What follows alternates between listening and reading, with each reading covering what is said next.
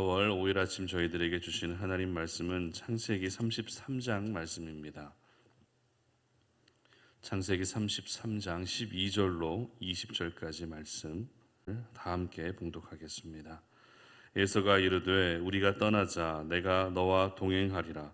야곱이 그에게 이르되 내 주도 아시거니와 자식들은 연약하고 내게 있는 양떼와 소가 새끼를 데리고 있은즉 하루만 지나치게 몰면 모든 떼가 죽으리니 청하건대 내 주는 종보다 앞서가소서. 나는 앞에 가는 가축과 자식들의 걸음대로 천천히 인도하여 세일로 가서 내 주께 나아가리이다.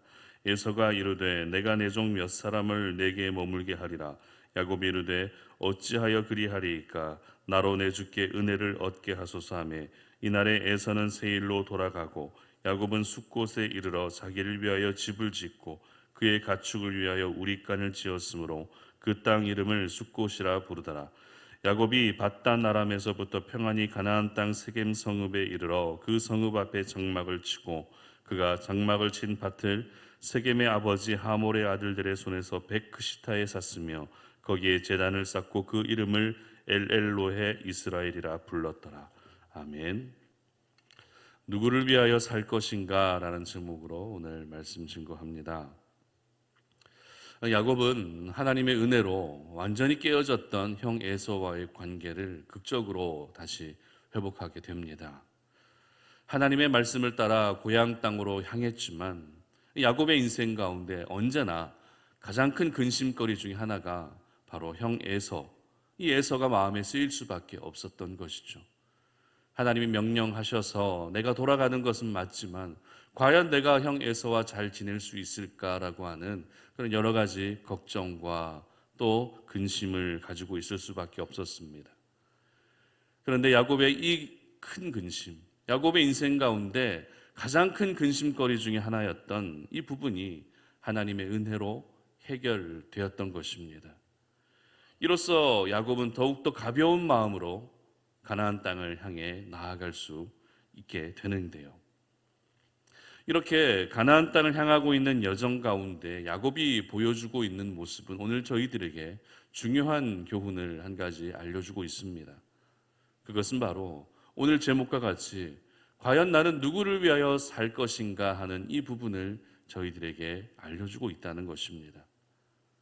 그렇다면 왜 이러한 질문이 우리의 인생 가운데 중요한 것일까요? 누구를 위하여 살 것인가 하는 부분이 왜 우리 삶 가운데 꼭 필요하고 중요한 것입니까? 그 이유는 누구를 위하여 살 것인가 하는 이 부분은 바로 우리 인생의 방향과 목적에 직결되는 것이기 때문에 그렇습니다. 누구를 위하여 살 것인가? 이것은 바로 우리 인생의 목적과 방향이 되기 때문입니다.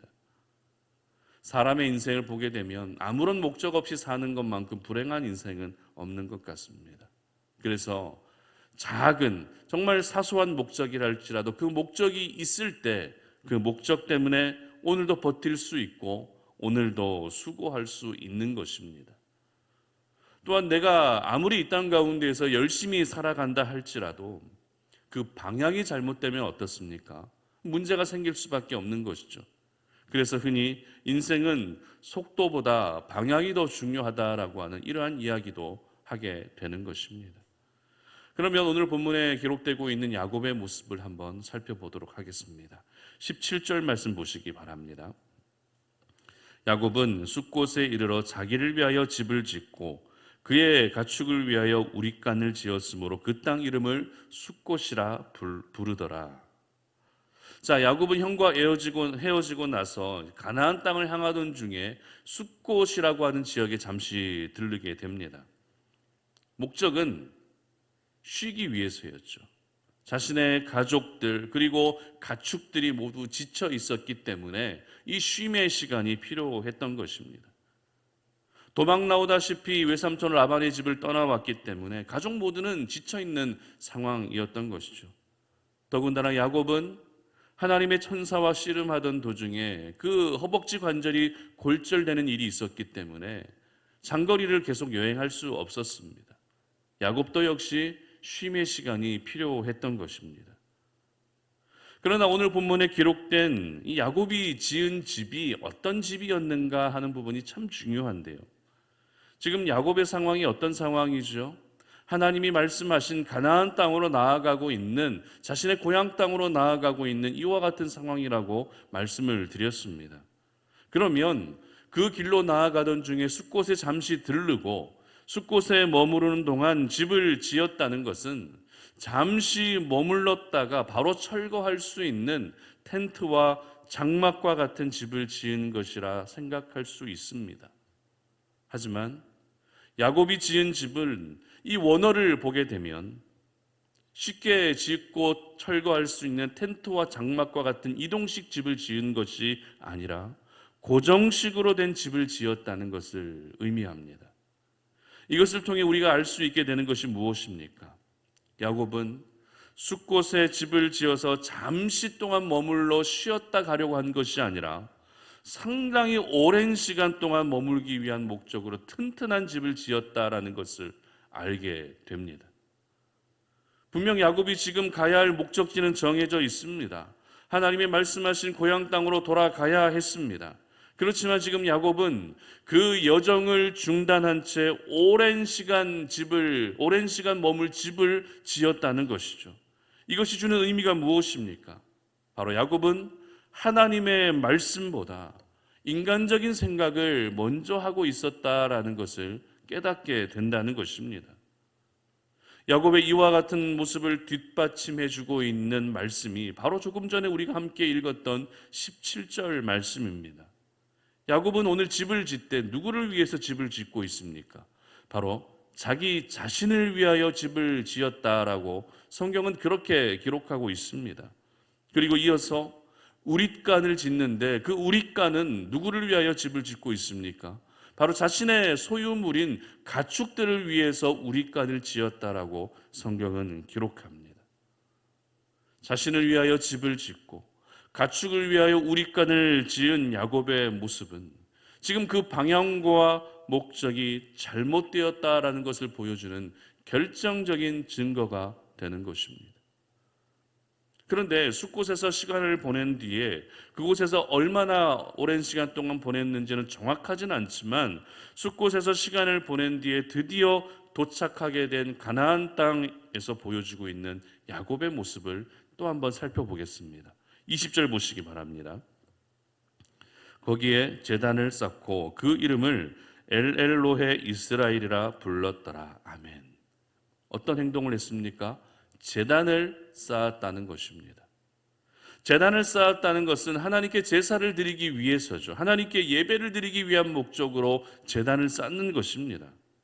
다시 말해서 지금까지 하나님이 말씀하시고 하나님이 약속하신 대로 나를 평안하게 이 땅 가운데로 돌아오게 하신 것에 대해서 감사하는 마음을 가지고 하나님을 위하여 제단을 쌓았다는 것을 의미합니다.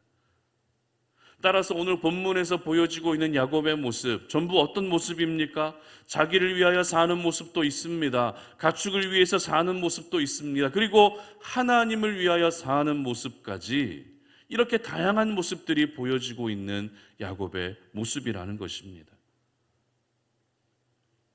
그런데 이와 같은 야곱의 모습, 과연 야곱만의 모습일까요? 자기를 위하여 살 때도 있고 가축을 위하여 살 때도 있고 하나님을 위하여 살 때도 있는 이와 같은 모습이 과연 야곱만의 모습이냐라는 것입니다. 저희들은 그렇지 않다라는 것을 잘 알고 있습니다. 무슨 말입니까? 바로 야곱의 모습이 저희들의 모습일 때가 있다는 것입니다. 때로는 자기 자신을 위하여 살 때도 있고 때로는 자신의 소유물을 위해서 살 때도 있고 때로는 하나님을 위해서 살 때도 있는 것이 바로 저희들의 모습일 때가 있다는 것이죠. 서두에서 말씀드렸던 것처럼 저희들은 인생의 그 방향과 목적이 너무나도 중요합니다. 그렇기 때문에 자신을 위해서 산다는 것은 오로지 자기 자신의 행복과 자기 자신의 성공이 인생의 목적과 방향이 되는 것입니다. 다른 사람은 중요하지 않습니다. 나만 행복하면 된다라고 생각하는 그와 같은 모습이 자기 자신을 위해 사는 모습이라는 것이죠. 오직 나만 괜찮다면 모든 게 다 된다라고 하는 식의 자기 자신이 주인이 되는 삶이 바로 자기를 위해 사는 삶의 전형적인 모습인 것입니다. 그리고 이어서 야곱이 가축을 위해서 우리간을 지은 것처럼 자신의 소유물을 위해서 내가 무언가를 하는 것은 오늘도 내 소유를 더 늘리고 내 소유를 더 풍족하게 하기 위한 그것이 오로지 내 인생의 목적과 방향이 되고 있는 것을 의미하는 것입니다. 이렇게 자기 자신을 위해서 살고 그리고 자신의 소유물을 위해서 살게 되면 그 사람에게서 나타나는 모습이 어떤 모습입니까? 바로 그 사람의 신앙은 세상적인 모습으로 변하게 되는 것입니다. 그 사람의 신앙은 인본주의적 신앙이 되고 마는 것입니다. 우리가 내일 살펴볼 본문이지만 야곱의 이와 같은 세상적이고 인본주의적인 모습이 낳은 결과가 어떤 결과입니까? 바로 딸 디나가 강간을 당하는 끔찍한 일로 이어지게 되는 것이죠. 그러므로 저희들은 자기 자신을 위해서도 살아서 안 됩니다. 내 소유물을 위해서도 살면 안 됩니다. 누구를 위해서 살아야 합니까? 바로 살아계신 하나님을 위하여 살아야 되는 줄 여러분 모두 믿으시기를 바랍니다. 하나님을 위해서 오늘도 수고해야 되는 것입니다. 하나님을 위해서 오늘도 우리가 인내하고 참을 수 있어야 되는 것입니다. 하나님을 위해서 예배할 수 있어야 되는 것입니다. 내 인생의 형통함을 위해서 기도하는 것이 아니라 하나님을 위해 기도할 수 있어야 하는 것입니다. 오늘도 저희들의 인생의 목적은 오직 하나님이 되셔야 한다는 것을 여러분 모두 기억하시기를 바랍니다. 우리의 인생의 방향도 역시 내 자신이 아니라 나의 소유물도 아니라 오직 하나님이 되어야 한다는 것을 여러분 기억하시기를 바랍니다. 이 목적과 이 방향이 흔들리기 시작하면 우리는 결국 자기 자신을 위해 살게 되는 것이죠. 이 목적과 이 방향이 흔들리게 되면 우리는 오늘도 내 소유물을 위해 살게 되는 크나큰 실수를 범하게 되는 것입니다. 특별히 이 야곱의 인생 가운데 가장 큰 근심의 요소였던 이 형 에서와의 관계가 극적으로 회복됩니다. 하나님의 은혜로 이 관계가 회복되고 나서 바로 야곱의 인생에 그 목적과 방향의 변화가 생기게 되었다라는 것을 오늘 저희들은 주목할 필요가 있습니다. 야곱의 인생 가운데 가장 큰 근심의 요소가 다 해결되고 나서 야곱의 인생의 방향과 목적이 이렇게 변하게 되었다는 것입니다. 무슨 말입니까? 저희들은 하나님의 은혜를 경험하고 하나님의 은혜를 경험한 그 직후에 더욱더 조심하고 깨어 있어야 한다는 것이죠. 내 인생에 큰 어려움이 해결되고 나서 하나님을 향한 그 마음과 생각이 결코 변해서는 안 되는 것입니다. 오히려 우리가 오늘도 은혜 받은 직후에 하나님의 일하심을 경험한 그 직후에 우리의 삶에는 더 큰 위험이 찾아온다는 것을 잊어서는 안 되는 것이죠. 우리 성도님들의 모습을 보게 되면 은혜 받기 전에는 내가 은혜를 간절히 사모하고 있는 그 순간에는 웬만하면 흔들리지 않습니다. 사탄이 아무리 공격하고 유혹해도 잘 흔들리지 않습니다. 하지만 은혜를 받고 나면 어떻습니까? 하나님의 일하심을 경험하고 나면 어떻습니까? 더 무너지기 쉽다는 것이죠. 흔들리기 쉽다는 것입니다. 야곱도 역시 하나님의 은혜를 경험하고 나서 그 즉시 흔들리고 있었던 것을 오늘 본문은 저희들에게 그대로 보여주고 있는 것입니다.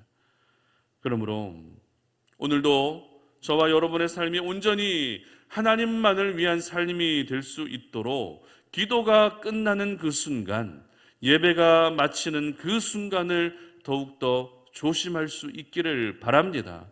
은혜 받기 전에는 웬만하면 사탄이 공격하지 않습니다. 하지만 은혜 받은 후에는 그 즉시 사탄의 공격이 찾아오는 것입니다. 은혜 받은 후에 여러분도 조심하셔서 내 인생의 목적과 방향이 항상 변하지 않았으면 좋겠습니다. 은혜 받기 전에 하나님의 일하심을 경험하기 전에 항상 하나님을 바라보고 살았던, 하나님을 위하여 살았던 그 모습이 하나님의 일하심을 경험하고 나서도 변함없이 하나님을 위하여 살 수 있는 저와 여러분의 삶이 되시기를 바랍니다. 그래서 평생의 우리의 삶이 하나님만을 위한 삶이 되도록, 하나님이 저와 여러분의 삶의 유일한 목적과 방향이 될 수 있기를 주님의 이름으로 축복합니다. 함께 기도하겠습니다. 하나님 아버지, 감사합니다. 오늘 이 아침에 우리가 주의 말씀을 함께 묵상하면서 이 아침 우리 인생의 목적과 방향을 다시 한번 점검해 봅니다. 과연 나는 누구를 위하여 살고 있는지 우리의 모습을 돌아봅니다. 하나님, 자기 자신을 위해서도 살지 않게 하시고 내 소유물을 위해서도 살지 않게 하시고 오로지 하나님만을 위하여 살 수 있는 저희들 되게 하여 주시옵소서. 은혜 받은 직후에 기도가 끝나는 그 순간에, 예배가 마쳐지는 그 순간에 더욱더 깨어서 사탄의 공격 속에서도 무너지지 않게 하시고 흔들리지 않게 하시고 변함없이 하나님만을 위하여 살 때 우리의 인생을 책임져 주시고 이끌어 주시는 하나님의 놀라운 은혜를 경험하는 저희 모두가 되게 하여 주시옵소서. 감사드리며 예수님의 이름으로 기도드립니다. 아멘. 하늘에 계신 우리 아버지여, 이름이 거룩히 여김을 받으시오며 나라가 임하시오며 뜻이 하늘에서 이루어진 것 같이 땅에서도 이루어지이다. 오늘 우리에게 일용할 양식을 주시옵고 우리가 우리에게 죄 지은 자를 사하여 준 것 같이 우리 죄를 사하여 주시옵고 우리를 시험에 들게 하지 마시옵고 다만 악에서 구하시옵소서. 나라와 권세와 영광이 아버지께 영원히 있사옵나이다. 아멘. 오늘 이 아침에 우리가 또 함께 기도하며 나아갈 제목은 먼저 들었던 말씀 생각하시면서 하나님, 내가 오늘 자기 자신을 위해서도 살지 않게 하시고 내 소유물을 위해서도 살지 않게 하시고 하나님만을 위해서 살 수 있는 우리의 인생이 될 수 있도록 기도하시기 바랍니다. 두 번째로는 우리가 살고 있는 우리 평택 송탄 이 지역을 위해 기도했으면 좋겠습니다. 이 지역의 영적인 기류가 바뀌게 하시고 이 지역을 뒤덮고 있는 모든 어둠의 영들이 떠나가게 하시고 이 지역이 정말 하나님의 영광과 임재를 경험할 수 있는 그러한 현장 되도록, 하나님을 떠나 있는 예배를 중단하고 있는 분들이 다시 예배를 회복할 수 있는 은혜를 허락해 주시고 오늘도 현장에서 일하는 많은 근로자들 안전을 지켜주시기를, 그리고 이 지역에서 힘겹게 하루하루 살아가고 있는 소상공인 자영업자들 하나님께서 그들에게 또 살 길을 열어주시도록 기도해 주시기 바랍니다. 마지막 세 번째로 우리 송탄 오륜교회를 위해 기도해 주십시오. 건강하고 행복한 교회 될 수 있도록 기도해 주시고 송탄 오륜교회가 이 마지막 때 하나님의 영광을 나타내고 하나님의 살아계심을 보여줄 수 있는 그런 귀한 교회 되도록 기도해 주시기 바랍니다. 다음 세대들을 위해서도 기도해 주시기 바랍니다. 이 시간에 다 함께 주여 한번 외치고 기도하며 나아갑니다.